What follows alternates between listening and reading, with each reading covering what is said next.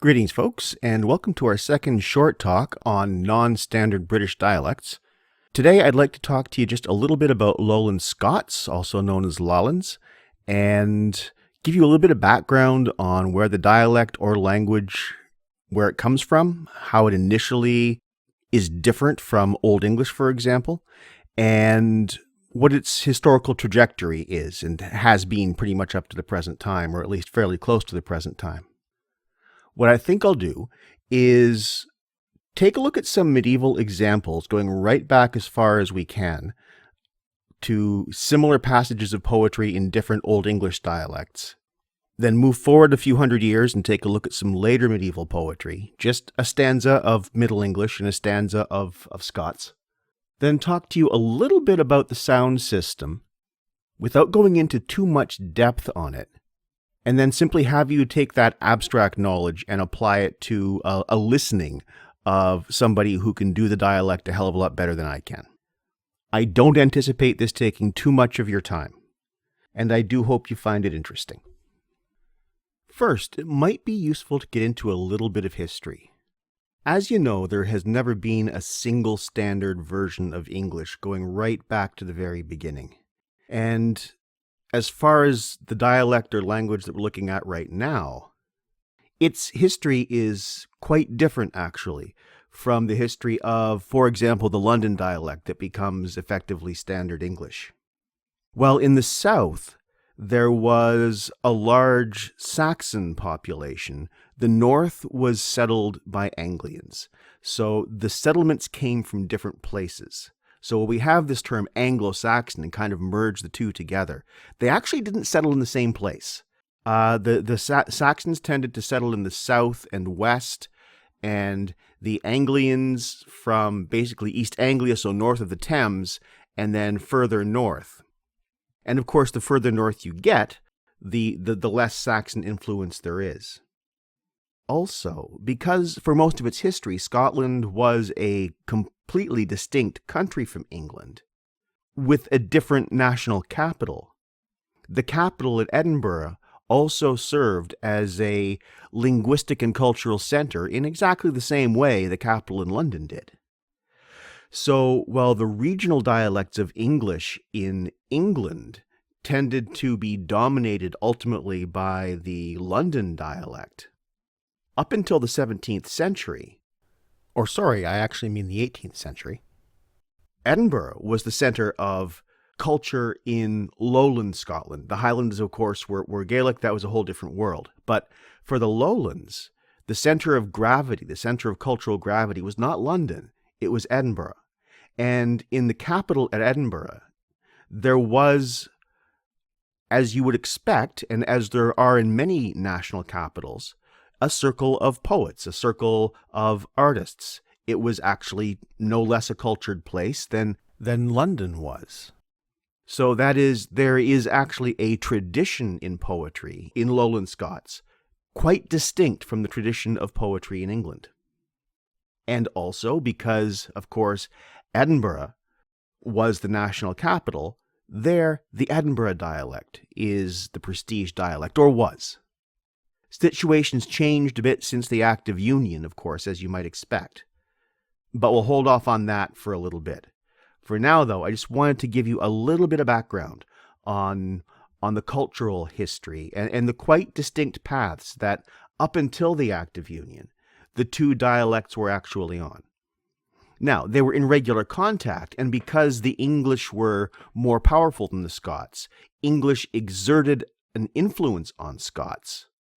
But the Scots were also very often allied with the French, who were actually more often than not enemies of the English. So in Lowland Scots, there's also a strong influence of French, not just from the Norman conquest, which affected them too, but also from their friendlier relations with France after England and France effectively broke completely. The principal reason of this, of course, was England was the enemy of both of them, and as the saying goes, the enemy of my enemy is my friend. So one of the most common words in Lowland Scots to express approval of something, to say it's nice or pretty or enjoyable, is bonny. She's a bonny lass. Well, bonny, of course, comes from French bon. And there are several other examples that actually have a similar trajectory. But for now, I think it might be useful to look at a little bit of poetry, just to see how they differ. So for the first comparison, what I'd like to take a look at is two versions that aren't identical, but that are actually two of the only examples of poetry we have in more than one copy from the Anglo-Saxon period. The first is The Dream of the Rood. Well, they're both excerpts from The Dream of the Rood, which is about a 150-line long poem about the crucifixion, which is actually a really interesting piece of literature, and I would encourage you all to read it. But the reason I bring it up is that, well, we have the complete poem preserved in a manuscript called the Vercelli Book, which dates to, I think, the 9th century, and the language is a little older than that. There's also, on a stone cross in the lowlands of Scotland called the Ruthwell Cross, inscribed in runes, a few lines from the poem. They're not exactly the same lines we get in the manuscript, but it's obviously the same poem, but it's inscribed, of course, in the Anglian dialect. So this is one of the instances where we can see, by fairly direct comparison, how the Saxon and Anglian dialects differed. So just for comparison, here's the Saxon version.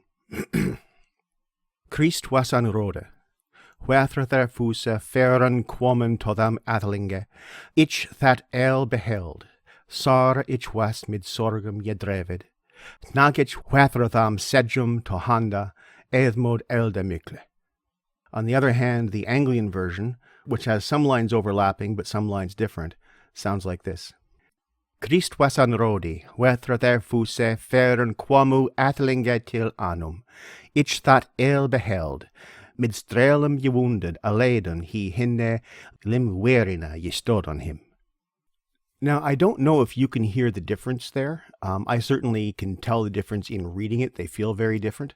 And I remember many years ago, the first year I was teaching at St. Thomas, I was teaching an Old English class, and I read these passages to the students there, and one student, when I was done, commented that her grandmother was Danish, and the second one, the Anglian one, sounded very much like her grandmother when she spoke Danish, which kind of makes sense because the Anglians are from what is now Denmark.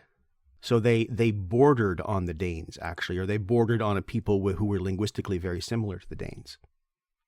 But that's just an aside and really a digression, so I think I'm going to move on a few hundred years and read you some later medieval examples, just again for the sake of comparison. The differences there should be more apparent. Now, if we move forward, say 600 or 700 years, we find that the two dialects have, on the one hand, developed along a fairly common path because, of course, they were both subject to many of the same pressures: contact with the Norse, influence of the Norman invasion, and, of course, contact with each other.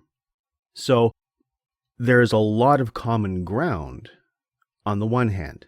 On the other, they are beginning to sound, or at least continuing to sound rather, a little different from each other. The examples I've decided to give you here are the beginnings of two poems. One, Troilus and Cresside by Chaucer, written in London dialect sometime in the 1380s. And the other, the Testament of Cresside, written by Henryson about 100 years later. It's a continuation of Troilus and Cresside, but it's written in the Edinburgh dialect rather than in the London dialect. So let's see how they begin. And you just listen to see if you can find the differences. I'll try not to bias anything in the reading, but just to read the dialects as closely as I can. Here's the beginning of Troilus and Cresside, which, again, you should read at some point. It's a wonderful poem. The double sorrow of Troilus to tellen, that was the king primus son of Troia, in loving who his aventures fell in, fro woe to welle, and after out of joy, me purpose is, ere that he part free. Tisiphone, thou help me fort indeed, these woeful verse, that weeping as he read. And so it goes.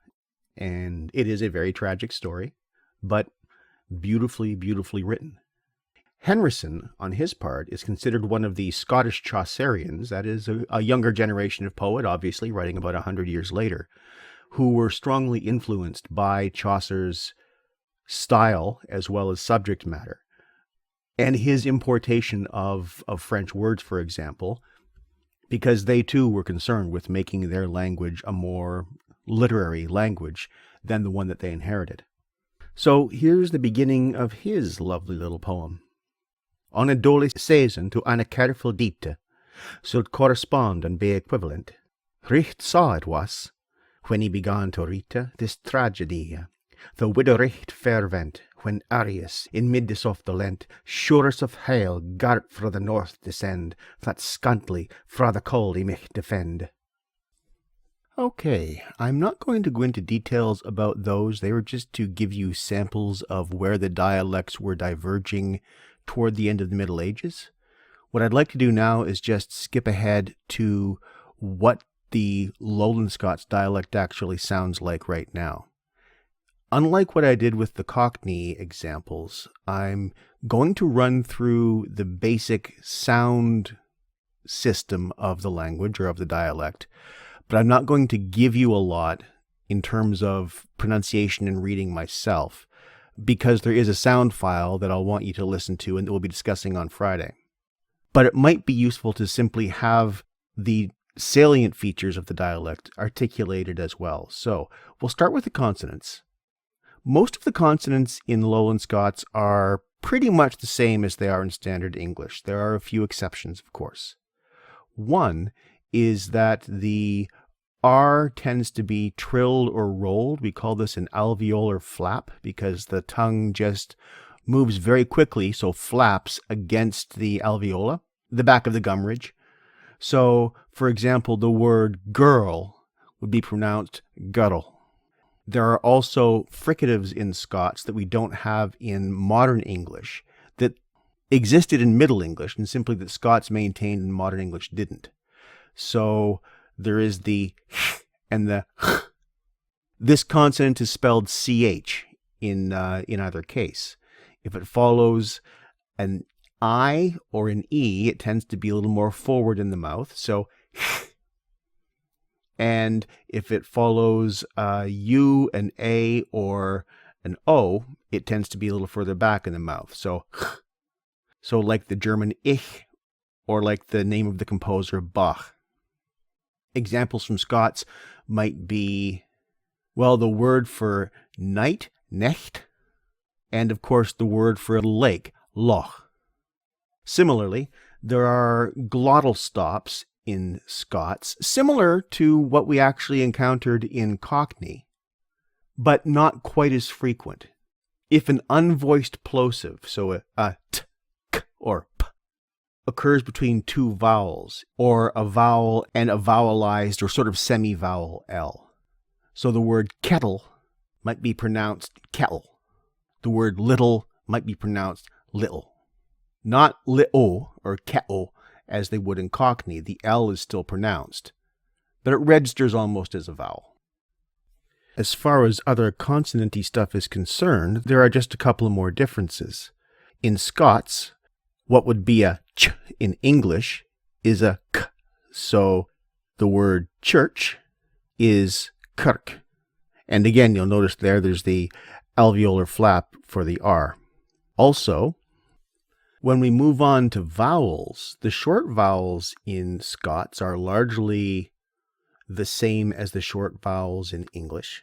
The difference tends to be in where they actually show up.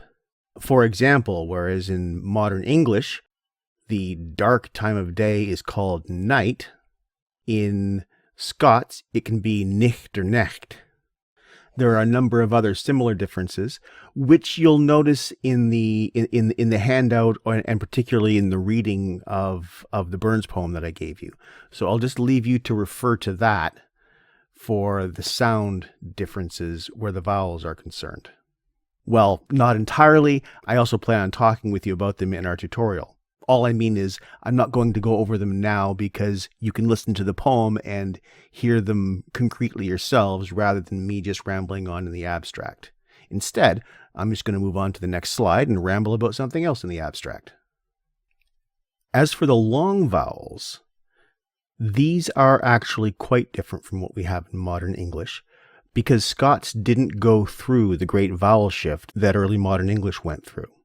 Their vowels changed, of course, from what they were in Middle English, but they're actually closer to Middle English vowels than modern English long vowels are.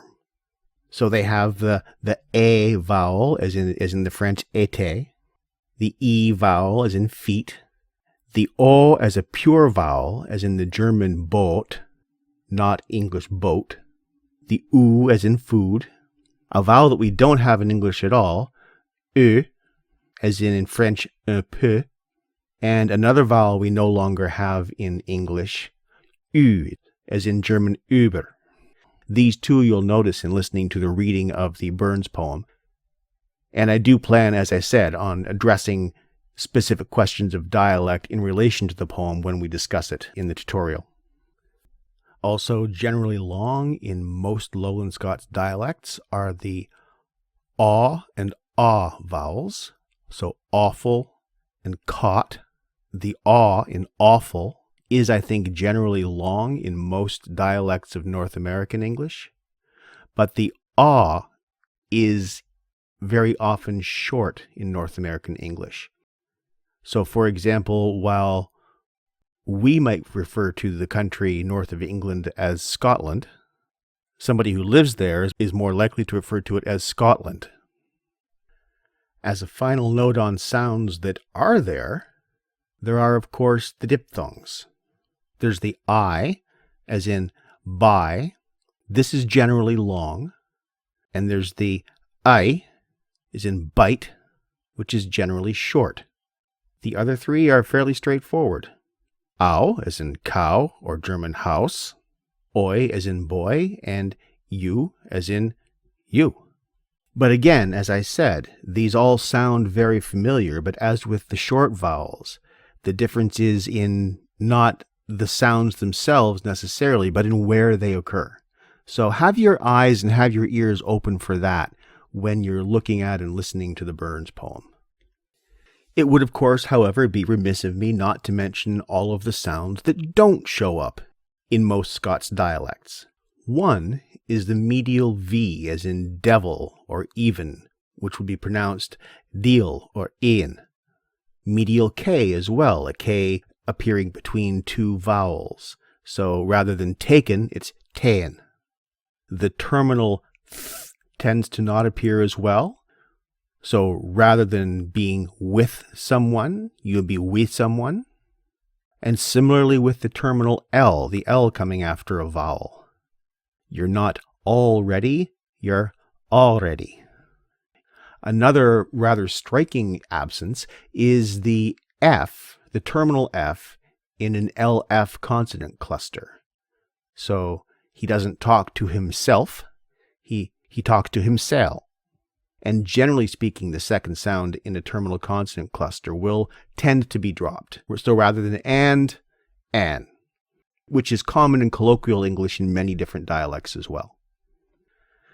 But as I keep saying, rather than having me give second-rate examples to you, you'd be much better off listening to someone who actually speaks the dialect as a native dialect and speaks and reads it beautifully. So if you haven't done so, please follow the link on the slide here and listen to the reading of Tamashanter. We will discuss the poem both as an example of language and as a wonderful and playful work of literature in our tutorial on Friday. I really, really do hope you enjoy it. I hope as well, of course, that you enjoy your reading weeks and use the time to obviously catch up on some work, but also catch up on some rest. I know everybody is very tired right now, more so than usual by this time in the term. So as much as I will miss our little chat next Friday, I do hope you have a wonderful week away from class. Bye for now.